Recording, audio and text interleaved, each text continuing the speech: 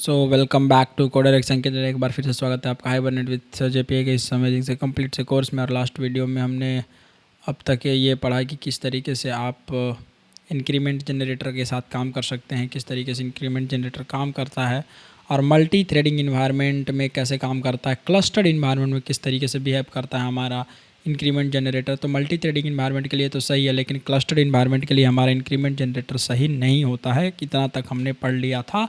Now next topic is identity generator. Next topic is what? Identity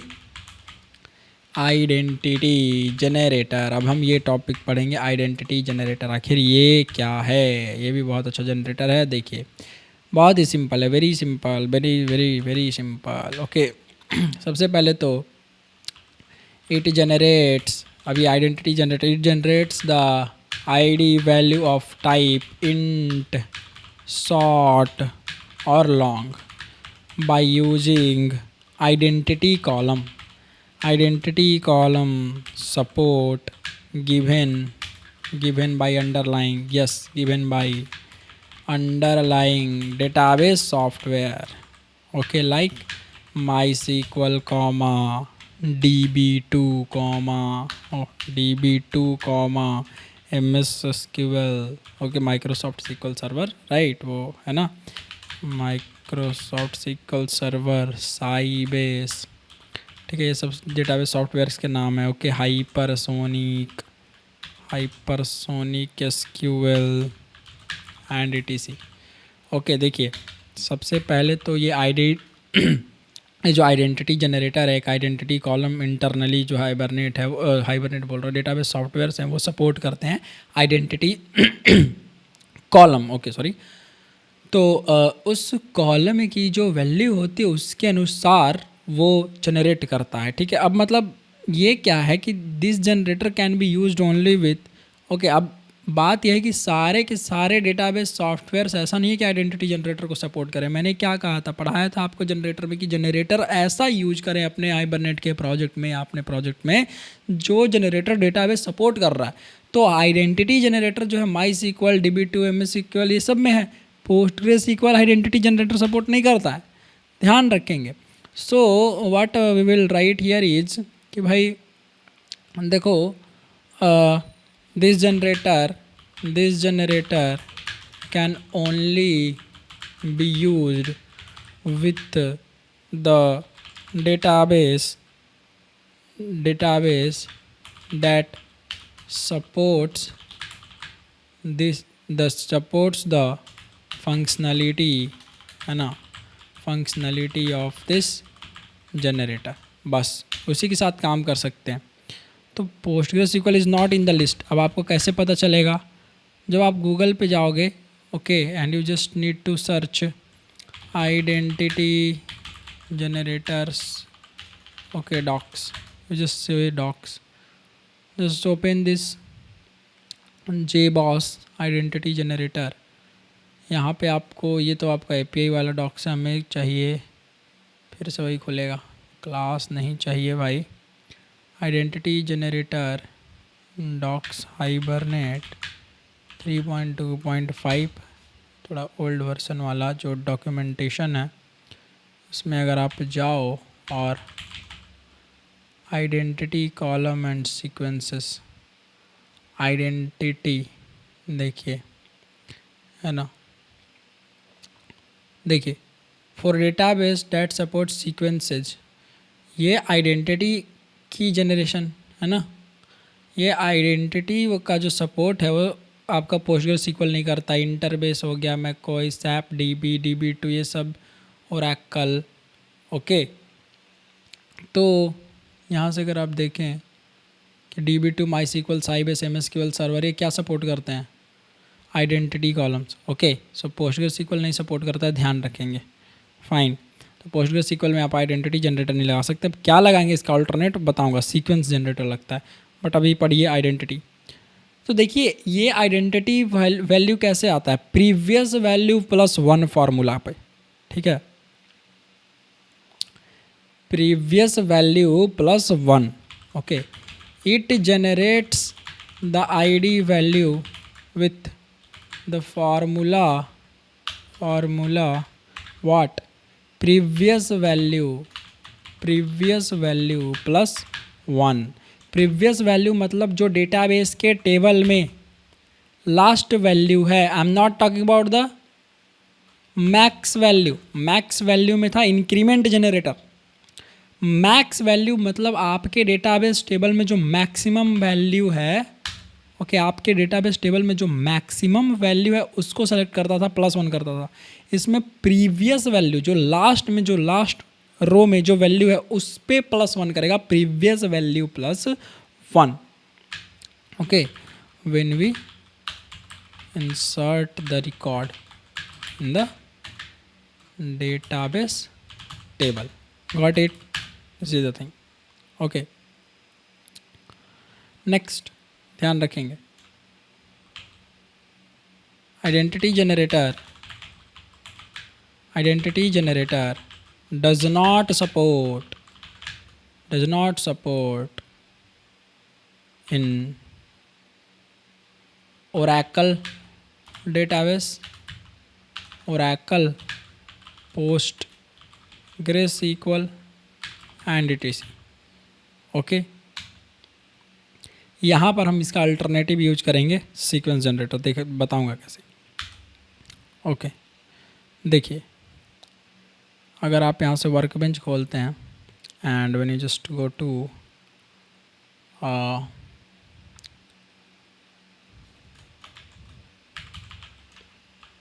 यहाँ पहले मैं login कर लेता हूँ।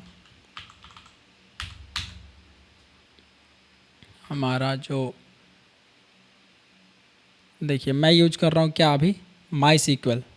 ओके, तो माई सीक्वल जब मैं यूज कर रहा हूँ यहाँ पे, और यहाँ से हमारा एक जो प्रोजेक्ट है फ़िलहाल में वो कहाँ पे यूज हो रहा है, प्रोडक्ट HBM कॉन्फ़िगरेशन देखना है ना, रिसोर्सेज कॉन्फ़िगरेशन में अगर आप जाएँ, कॉन्फ़िगरेशन में अगर आप जाएँ तो यहाँ पे PostgreSQL यूज हो रहा है।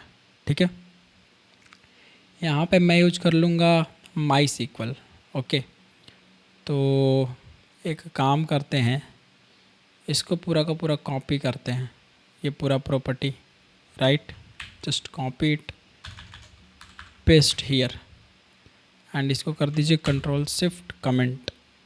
यहाँ पे लिख दीजिए com.mysql.cj.jdbc.driver। Okay, JDBC colon MySQL colon local host 3306 and यहाँ से हाइबरनेट का हमारा कहीं पे तो होगा, माई डेमो टेबल प्रोडक्ट डिटेल्स माई डेमो। ओके, यहाँ पे है माई डेमो। यहाँ से मैं HBDemo को कर देता हूँ माई डेमो। यहाँ पे रूट और $, जो मेरा पासवर्ड है वो। ओके, और PostgreSQL का डायलेक्ट हम बदल देते हैं, क्योंकि डायलेक्ट हमको चाहिए। कंट्रोल शिफ्ट T प्रेस करके MySQL डायलेक्ट हम चूज करेंगे। MySQL 8 डायलेक्ट है ना ये, तो हम कर लेंगे ये वाला पूरा का पूरा कॉपी, पैकेज, पेस्ट, और फिर उसका क्लास का नाम कॉपी, और यहाँ कर लेंगे डॉट लगा के पेस्ट। MySQL डायलेक्ट भी हमने पूरा पेस्ट कर लिया। ठीक है, com.mysql.cj.jdbc.driver/property में यहाँ पे थोड़ा सा grammar mistake, here, now done. तो हमारा कॉन्फ़िगरेशन जो अब है वो MySQL के लिए हो गया है। ठीक है, दैट्स गुड। अब हम चलेंगे अपने इसी प्रोजेक्ट में 15 जो हमारा प्रोजेक्ट था। देखिए, हमें इसमें इस प्रोडक्ट डिटेल्स में, ओके, लेट्स से अभी मैं इसको पूरा क्लियर कर दे रहा हूँ। Okay, just delete this, delete rows, apply apply, finish. अब इस प्रोडक्ट डिटेल्स में देखिए कोई भी प्रोडक्ट नहीं है। Okay, done, perfect. नाउ अगर अब यहाँ से हमें इस जनरेटर आइडेंटिटी जनरेटर का यूज करना रहे, ठीक है, तो हम कैसे करेंगे? तो माई सीक्वल डेटाबेस में जो ऑटो इंक्रीमेंट है, ठीक है, ऑटो इंक्रीमेंट का ऑप्शन जो होता है ना, वो एक आइडेंटिटी कॉलम इंटरनली बनाता है, ठीक है। मतलब आइडेंटिटी कॉलम चाहिए होता है। आइडेंटिटी जनरेटर कैसे जनरेट होता है? तो भैया it generate the ID value with the formula, ये जो होता है ना, ये identity generator internally identity column बना करके यूज होता है। तो जब आप माई सीक्वल यूज कर रहे होते हैं, ओके, तो यहाँ मैं लिख देता हूँ, ठीक है, नोट इन माई सीक्वल डेटाबेस auto increment constraint makes the column as identity column। Identity column मतलब वैसा कॉलम है, आइडेंटिटी कॉलम मतलब वैसा कॉलम है जो वैल्यू रखेगा, ठीक है, प्रीवियस वैल्यू +1 करके जनरेट करके, right.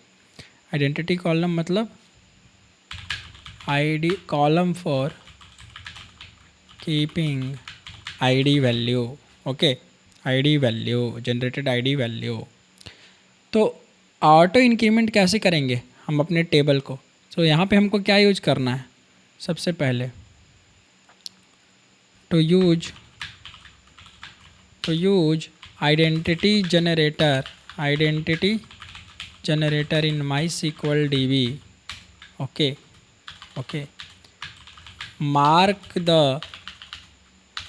mark the DB table as auto increment,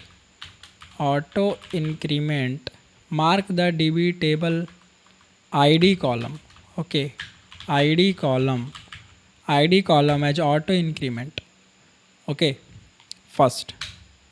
now it is suitable for, अब ये जो आइडेंटिटी जनरेटर है ये दोनों के लिए यूजफुल है। किसके लिए? इट इज़ सुटेबल फॉर, ये भी लिख ही देता हूँ, it is suitable for multi threading and clustered environment. Okay, देखिए भैया, आपने एक बनाना आइडेंटिटी कॉलम, तो माई सीक्वल में आइडेंटिटी कॉलम कैसे बनेगा? खुद ही इंटरनली बन जाता है, ठीक है, उसी में वैल्यू आपका रखेगा, प्रीवियस वैल्यू 1 जो होता है ना आपका जनरेट करके। तो देखिए यहाँ पर अगर हम चलते हैं अपने माई सीक्वल वर्कबेंच में, तो हमारे टेबल को अल्टर करना, एडिट करना है, या आप नया टेबल बना रहे हैं तो वहीं पे आपको ऑप्शन दे देगा। खैर यहाँ पे ऑलरेडी टेबल बना हुआ है तो हम इसको राइट क्लिक करके अल्टर टेबल कर लेंगे। जैसे आप अल्टर टेबल पर क्लिक करोगे तो देखो आईडी में AI है ना, AI means what? Auto increment. You can see this is what, this is nothing but auto incremental, है ना। तो इसको हम कर देंगे टिक और कर लेंगे अप्लाई। हमारा अप्लाई हो गया। राइट क्लिक, सेलेक्ट रोज, कोई भी वैल्यू नहीं है। चलेंगे हम अपने इसमें product.sbm.xml में। यहाँ पे देखो इंक्रीमेंट जनरेटर यूज कर रहे थे अभी तक। इंक्रीमेंट जनरेटर अब यूज ना करके क्या यूज करना है boss? What do we need to use? We simply need to use what? Nothing but generator class is equal to identity, इसका शॉर्ट नाम। ओके, बाकी आप आइडेंटिटी जनरेटर ढूंढेंगे तो आपको आइडेंटिटी जनरेटर क्लास भी मिलेगा, उसका पूरा क्लास नेम भी यूज कर सकते हैं। Right, this is done. जब तक ऑटो इंक्रीमेंट सेट नहीं रहेगा तब तक काम नहीं करेगा। तो ऑटो इंक्रीमेंट हमारा सेट हो चुका है वहाँ पे, है ना, मतलब ऑटो इंक्रीमेंट हमने टिक कर रखा है। नाउ अगर अब हम जनरेट करते हैं, let's say go to assign generator and just copy paste this and let's name it as identity generator test. Okay, open this identity generator test and just go here. हमारे पास एक product entity है, good. Entity में हमने assign, ये ID हमें तो चाहिए नहीं। यहाँ से नेम है study table big 4000, one quantity. Hibernate session यूटिल से हमने यहाँ से सेशन मंगा लिया यूटिलिटी क्लास से अपने। आईडी वैल्यू जो जनरेट होकर मिलेगा वो होगा, ठीक है। अभी कोई भी वहाँ पे वैल्यू नहीं है, you can see this there is no value, so if there is no value it starts from 1, okay, it starts from 1, okay. Save it, right click, run as Java application and see, okay. Class could not found com dot MySQL dot C J dot JDBC dot driver, okay I get it. हमने माई sequel JDBC जो है driver class ने तो configure कर दिया, लेकिन I think हमने यहाँ पे प्रोजेक्ट में बिल्ड डॉट ग्रेडल में जब आप जाएँ तो बिल्ड डॉट ग्रेडल में हमने डिपेंडेंसी तो लगाई नहीं होगी। हाँ देखो डिपेंडेंसी किसका लगा हुआ है, पोस्टग्रेसql का खाली। तो हमें यहाँ से डिपेंडेंसी किसका लगाना है, माई सीक्वल का भी तो डिपेंडेंसी लगाना पड़ेगा। तो हम लिखेंगे mbn रिपोजिटरी भैया, है ना, रिपोजिटरी हमने एक मिस कर दिया। रिपोजिटरी में जाएंगे और कहेंगे माई सीक्वल का JDBC दे दो मुझे। तो माई सीक्वल कनेक्टर ले आएंगे यहाँ से 8.3 वह चूज कर लेता हूँ, कॉपी दिस और ग्रेडल वर्सन यहाँ से ग्रेडल के लिए कॉपी हमने किया। अब हम चलेंगे अपने प्रोजेक्ट में यहाँ और यहाँ कर देंगे पेस्ट, सेव कर लेंगे। ग्रेडल सिंक्रनाइज हो जाएगा ये प्रोजेक्ट हमारा। जैसे ही सिंक्रनाइज हो जाएगा देखो यहाँ पे आपको माई सीक्वल पोस्टग्रेसql तो ऑलरेडी है, तो पोस्टग्रेसql भी आ ही जाएगा। 50% अभी तक हुआ है भाई, आ जा जल्दी से, ठीक है। इसीलिए क्लास नॉट फाउंड लिख रहा था, जार फाइल थी ही नहीं, तो देखो आ गया होगा। अब ये रहा माई सीक्वल कनेक्टर आ गया है। तो अब हम अगर इसको फिर से रन करते हैं तो कोई इशू नहीं होना चाहिए और ये it will run. This is very easy boss. You see update किए ना, अच्छा अपडेट किया हमने, वहाँ पे क्या नाम दे दिया था भाई, नया product entity create table, product entity नाम का टेबल क्रिएट हो गया। चलो अच्छी बात है। प्रोडक्ट एंटिटी नाम का जब टेबल क्रिएट हुआ होगा तो यहाँ से कहाँ चले गए, अपडेट क्वेरी था ना, कहाँ गया, माई सीक्वल, यहाँ माई डेमो में चलेंगे, इसको रिफ्रेश ऑल करते हैं। इस टेबल में, इस टेबल को हटाइए, देखिए प्रोडक्ट एंटिटी नाम का एक टेबल है ना, सेलेक्ट रोज। प्रोडक्ट एंटिटी में एक एंटिटी हमारा आ गया 4000 स्टडी टेबल 1। तो एक्चुअली ये जो प्रोडक्ट एंटिटी में हमारा टेबल जनरेट हुआ, क्यों जनरेट हुआ होगा, जब आप यहाँ देखेंगे हमारे एंटिटी का नाम, ओके प्रोडक्ट HBM में, तो एंटिटी का नाम हमने यहाँ पे टेबल का नाम क्या दे दिया, प्रोडक्ट अंडरस्कोर एंटिटी। और प्रोडक्ट अंडरस्कोर एंटिटी नाम से टेबल नहीं था, प्रोडक्ट अंडरस्कोर डिटेल्स नाम से टेबल था, और उसको तो मिला नहीं, है ना। तो नहीं मिला तो अपडेट जो था वो नया जनरेट करा दिया, HBM2DDL.auto में पढ़ाया था ना मैंने, ठीक है। चलिए उतना तो समझ में आ रहा होगा, ये नया टेबल हमारा क्रिएट हो गया और वो आउट इंक्रीमेंट के साथ क्रिएट हुआ होगा। अगर आपको देखना है तो आप राइट क्लिक करके ऑल्टर टेबल पर क्लिक कर दें, और ऑल्टर टेबल पर जैसे ही क्लिक करेंगे तो देखिए ऑटो इंक्रीमेंट आईडी में टिक है। अगर आप मैनुअली बनाएं तो ऑटो इंक्रीमेंट टिक कर लेना है, नहीं मैनुअली बना रहे हैं तो वो ऑलरेडी आपका बन करके ही आएगा ऑटो इंक्रीमेंट में। तो 1 आया, राइट। जब नेक्स्ट डेटा यहाँ से स्टोर होगा, let's try this next data, okay go to identity generator test and let's try one another data, okay let's say table भी, स्टडी टेबल की जगह हमने लिख दिया chair, okay chair, simple basic chair, just write chair and run as Java application. Again you just see, यहाँ पे आपको फिर से क्या एक इंसर्ट हो गया, वैल्यू क्या जनरेट हुआ 2, क्यों, previous value plus 1। What is the previous value, previous value of ID was, ठीक है। प्रोडक्ट एंटिटी रिफ्रेश हो जा भाई, क्या हो गया इसको, इंसर्ट हुआ आया नहीं, प्रोडक्ट एंटिटी रिफ्रेश और, तो टेबल को रिफ्रेश करिए, सेलेक्ट रोज करिए, आ गया। ये रिफ्रेश ऑल टेबल हो रहा था ना, रिफ्रेश, हम देखिए तो 2, तो प्रीवियस वैल्यू वाज 1, 1 + 1 = 2, तो 2 आ गया। अगर मैं यहाँ से मान लो कि एक डेटा है, मैनुअली मैं एक डेटा फीड कर रहा हूँ यहाँ पे, ओके देखिए आप, मैं मैनुअली एक डेटा इंसर्ट कर रहा हूँ, लेट से 1001 1001 1900, लेट से बुक जावा बुक क्वांटिटी 1, ओके क्वांटिटी 1, यहाँ से मैं अप्लाई कर भी दे रहा हूँ और मैं इसको इंसर्ट कर दे रहा हूँ। अप्लाई हो गया, फिनिश हो गया, इंसर्ट हो गया, डेटा इसमें एक इंसर्ट हो गया 1001। अब जो नेक्स्ट वैल्यू इस डेटाबेस टेबल में इंसर्ट होगा उसका आईडी वैल्यू क्या होना चाहिए? कौन सा फार्मूला पे काम करता है आपका identity generator? Previous value plus one. Previous value plus one. What is the previous value? I am not talking about the max value.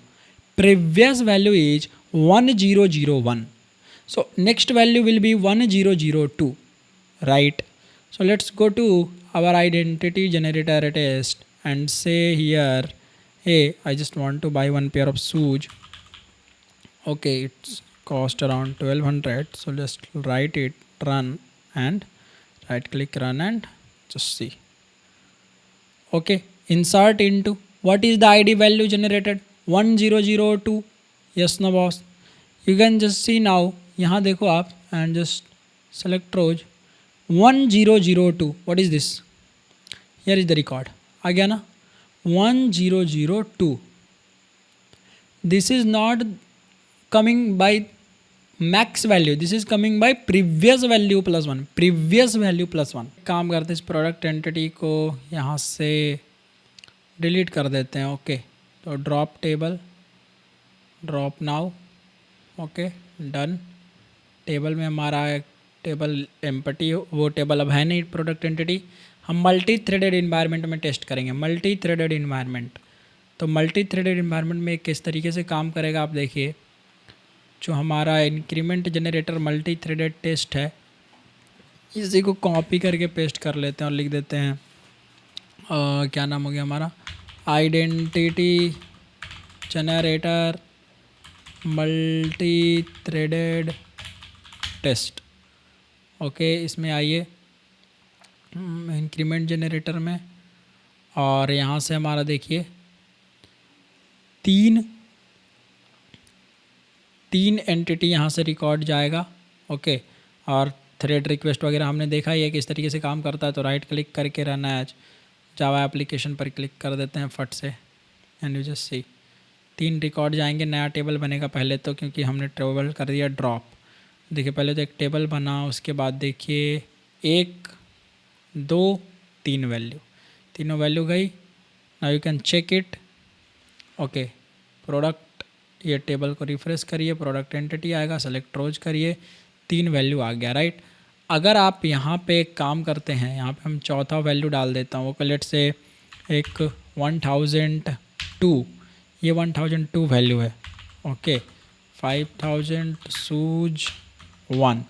अब जो प्रीवियस वैल्यू प्लस 1 फार्मूला होगा क्या हो गया? प्रीवियस वैल्यू प्लस 1 फार्मूला हो गया 1003, right ना।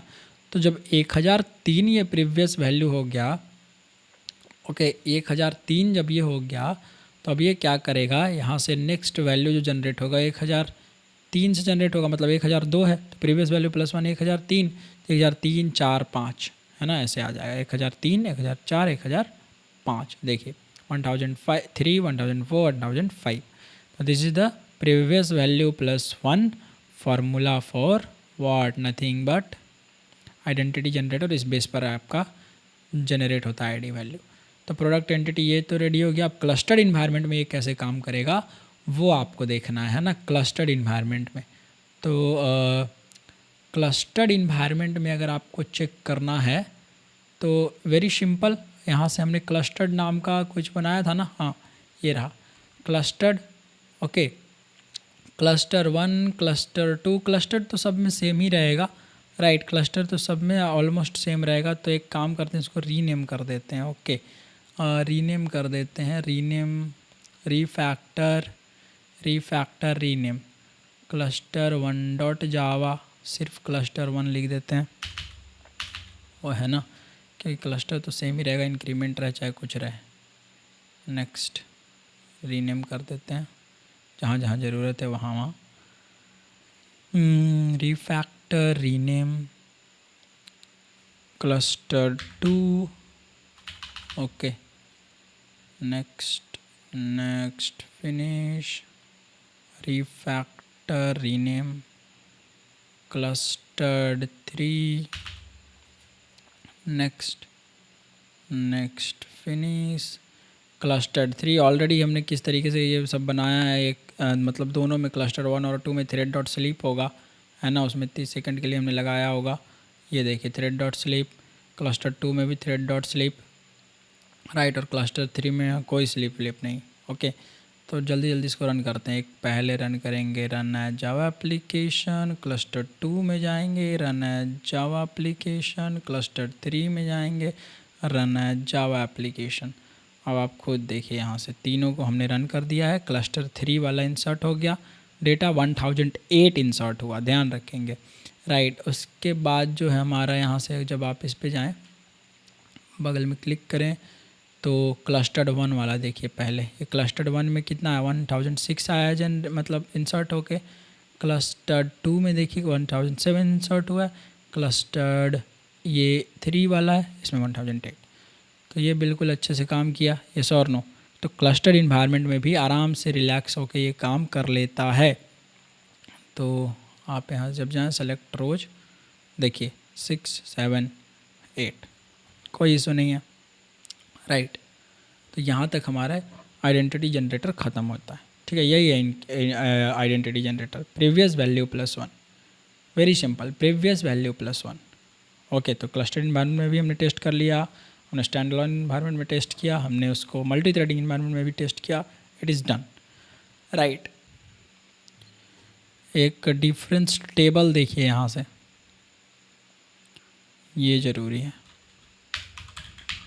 Increment generator, okay,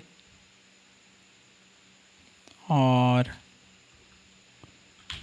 identity generator, इसके बीच का जो डिफरेंस टेबल है वो देख लीजिए, थोड़ा हेल्प मिल जाएगा और अच्छे से। तो इंक्रीमेंट जनरेटर में क्या होता था, works with almost all the DB softwares, okay, works with limited database softwares, right. पहला डिफरेंस ये कैसे जनरेट करता था, uses max value plus 1 formula to generate the ID value, okay, and then, okay, पहले तो ये है, ठीक है, यूजेज मैक्स वैल्यू प्लस 1, यहाँ पे uses previous value plus 1 formula to generate the ID value, very simple, है ना, वेरी सिंपल। नेक्स्ट ये क्या करता था कि it hits the database only once,